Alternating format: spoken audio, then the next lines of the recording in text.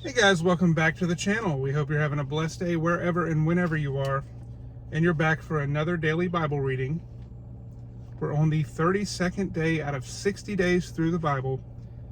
And of course, it's not the entire Bible, but it's like a preview or a taste of the Bible in 60 days. Now, this is a great plan for families, kids, or even individuals that just want to do something fun and kind of jump through the Bible real quick.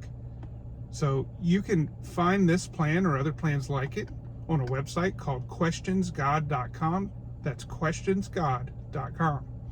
Now, you can also find our playlist for this channel and catch up on all of our readings, all the previous days. The Bible for Kids in 60 Days playlist on our channel. So many ways you can catch up. We try to drop these videos Monday through Friday. And then we do some fun videos on the weekends or some other different types of Christian encouragement as well. So today we're going to look at the book of Nehemiah, and we're going to read chapters 2 and 6 from the NIV. And we're talking about rebuilding the walls of Jerusalem and how God's going to use Nehemiah. So chapter 2 is Artaxerxes sends Nehemiah to Jerusalem. In the month of Nisan, in the 20th year of King Artaxerxes, when wine was brought for him, I took the wine and gave it to the king. I had not been sad in his presence before, so the king asked me, "Why does your face look so sad when you are not ill? This can be nothing but sadness of heart." I was very much afraid, but I said to the king, "May the king live forever. Why should my face not look sad when the city where my ancestors are buried lies in ruins, and its gates have been destroyed by fire?" The king said to me, "What is it you want?" Then I prayed to the God of heaven, and I answered the king, "If it pleases the king, and if your servant has found favor in his sight, let him send me to the city in Judah where my ancestors are buried, so that I can rebuild it." Then the king, with the queen sitting beside him, asked me, "How long will your journey take, and when will you get back?" It pleased the king to send me, so I set a time. I also said to him, "If it pleases the king, may I have letters to the governors of Trans-Euphrates, so that they will provide me safe conduct until I arrive in Judah? And may I have a letter to Asaph, keeper of the royal park, so he will give me timber to make beams for the gates of the citadel by the temple, and for the city wall, and for the residence I will occupy." And because the gracious hand of my God was on me, the king granted my request. So I went to the governors of Trans-Euphrates and gave them the king's letters. The king had also sent army officers and cavalry with me. When Sanballat, the Horonite, and Tobiah, the Ammonite official, heard about this, they were very much disturbed that someone had come to promote the welfare of the Israelites. Nehemiah inspects Jerusalem's walls. I went to Jerusalem, and after staying there 3 days, I set out during the night with a few others. I had not told anyone what my God had put in my heart to do for Jerusalem. There were no mounts with me except the one I was riding on. By night, I went out through the valley gate toward the Jackal Well and the Dung Gate, examining the walls of Jerusalem, which had been broken down, and its gates, which had been destroyed by fire. Then I moved on toward the Fountain Gate and the King's Pool, but there was not enough room for my mount to get through. So I went up the valley by night, examining the wall. Finally, I turned back and re-entered through the valley gate.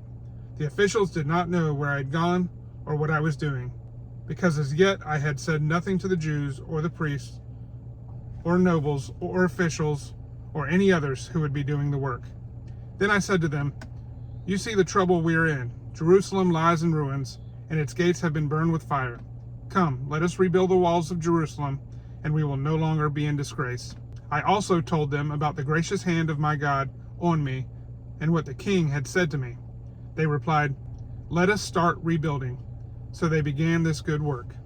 But when Sanballat, the Horonite, Tobiah, the Ammonite official, and Geshem the Arab heard about it, they mocked and ridiculed us.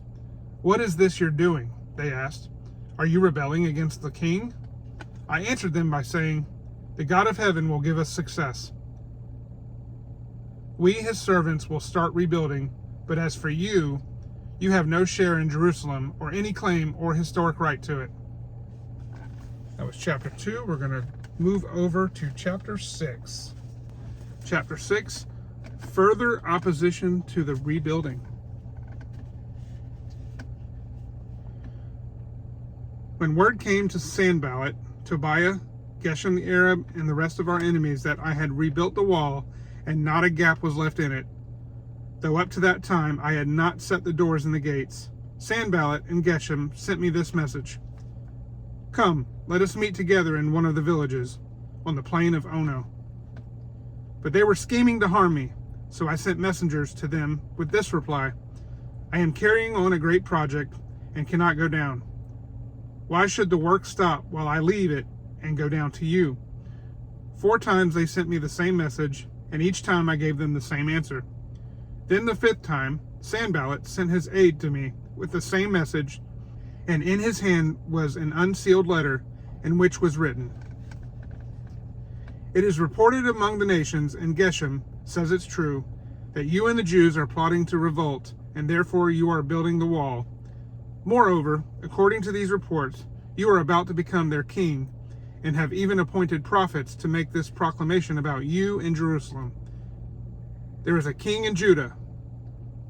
Now this report will get back to the king, so come, let us meet together." I sent him this reply: "Nothing like what you are saying is happening. You are just making it up out of your head." They were all trying to frighten us, thinking, "Their hands will get too weak for the work, and it will not be completed." But I prayed, "Now strengthen my hands." One day I went to the house of Shemaiah, son of Delaiah, the son of Mehetabel, who was shut in at his home. He said, "Let us meet in the house of God, inside the temple, and let us close the temple doors, because men are coming to kill you. By night they are coming to kill you." But I said, "Should a man like me run away, or should someone like me go into the temple to save his life? I will not go." I realized that God had not sent him, but that he had prophesied against me because Tobiah and Sanballat had hired him. He had been hired to intimidate me so that I would commit a sin by doing this, and then they would give me a bad name to discredit me. Remember Tobiah and Sanballat, my God, because of what they have done. Remember also the prophet Noadiah, and how she and the rest of the prophets have been trying to intimidate me. So the wall was completed on the 25th of Elul in 52 days. Opposition to the completed wall. When our enemies heard about this, all the surrounding nations were afraid and lost their self-confidence because they realized that this work had been done with the help of our God. Also, in those days, the nobles of Judah were sending many letters to Tobiah, and replies from Tobiah kept coming to them. For many in Judah were under oath to him, since he was son-in-law to Shechaniah, son of Erah, and his son Jehohanan had married the daughter of Meshullam, son of Berechiah. Moreover, they kept reporting to me his good deeds, and then telling him what I said. And Tobiah sent letters to intimidate me. And that was chapter 6. That's the end of our reading today. We hope you've been encouraged. We hope you find time in your day to get into the Word of God, and hope this is a great plan that encourages you to do that. So, again, we'll see you on the next reading. God bless.